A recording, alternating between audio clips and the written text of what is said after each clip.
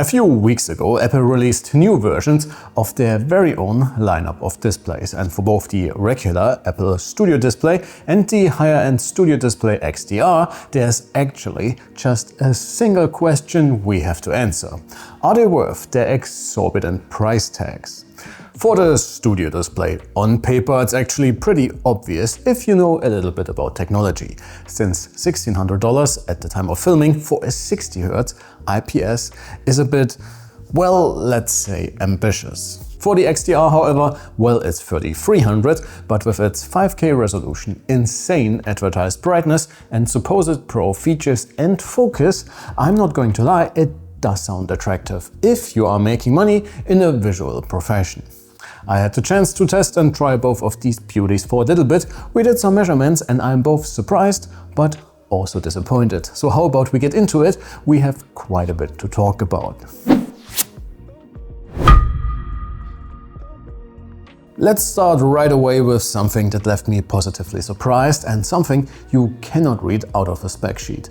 But trust me, you are not ready for how well these monitors are designed, how incredibly premium they feel, and how seamless the experience is when you're using a Mac. I have not seen or used any other display with such a high-end chassis, and both the Studio and the Studio Display XDR offer an almost luxurious build quality. And while you do not get a lot of movement from the stand, that is included by the way, moving it up and down like the massive panel weighs nothing is definitely part of the experience here. Connectivity is a bit of a mixed bag in my opinion, and once again, if you own a Mac, it's pretty smooth sailing, and both displays come with a total of 4 USB-Cs, 2 of which are Thunderbolt 5, which allow for daisy chaining, which does make for a pretty slick setup, while the other 2 are of the regular 10 gigabit variant for storage and accessories, for example. So sounds good, right?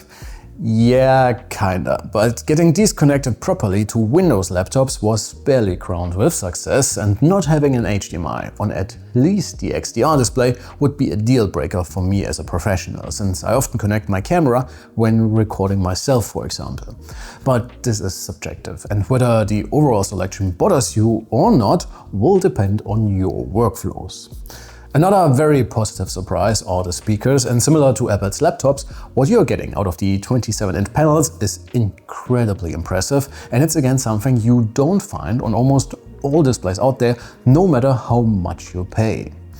Do you need good speakers on a display? Well, again, that will depend on you. I definitely appreciated it, despite betting on headphones for most of my time in front of screens of any size. This leaves us with our measurements for now before we try to finalize our answer to the question if these screens are actually worth it. For the Studio Display with its 5K resolution, so that's 5120 by 2880 for you, everything Apple advertised is pretty on point, and despite the glossy glass front of our sample, the average brightness should be more than enough for even the most well-lit rooms, even though you should ideally not have any windows behind you.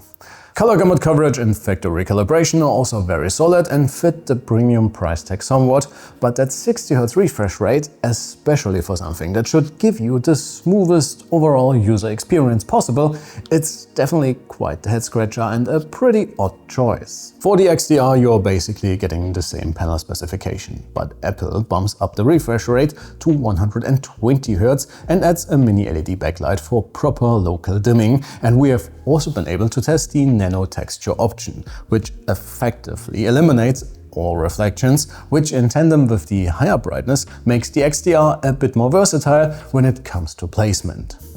Apple advertised 2000 nits for this one, which is a bit misleading since it seems like they are talking about peak HDR brightness, which we have not been able to confirm. That said, above 1800 nits is still proper bright and makes for a truly spectacular HDR experience.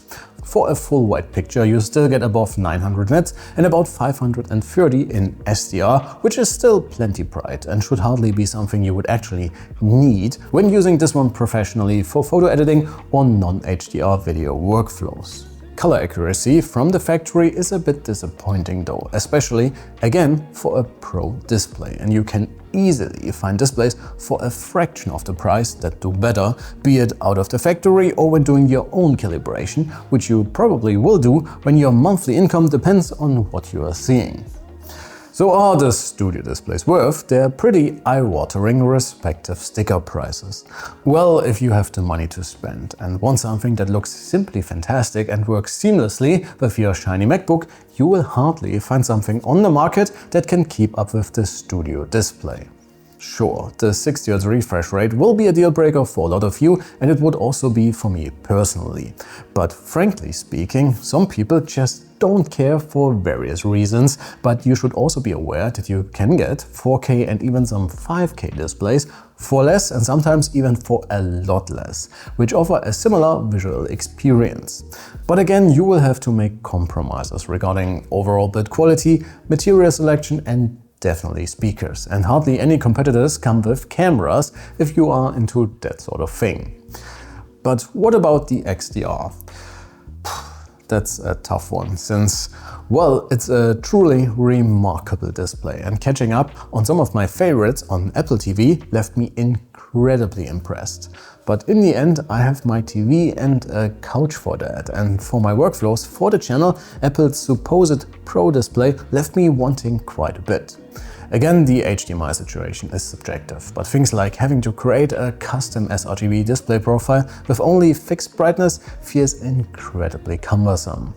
We are also not into HDR mastering, so I cannot comment too much on such workflows, but I know that proper pro-grade HDR reference panels can cost a lot more than even the XDR, so it would be very interesting how this one fares for such use cases. So if you have any insights, feel free to let us know below.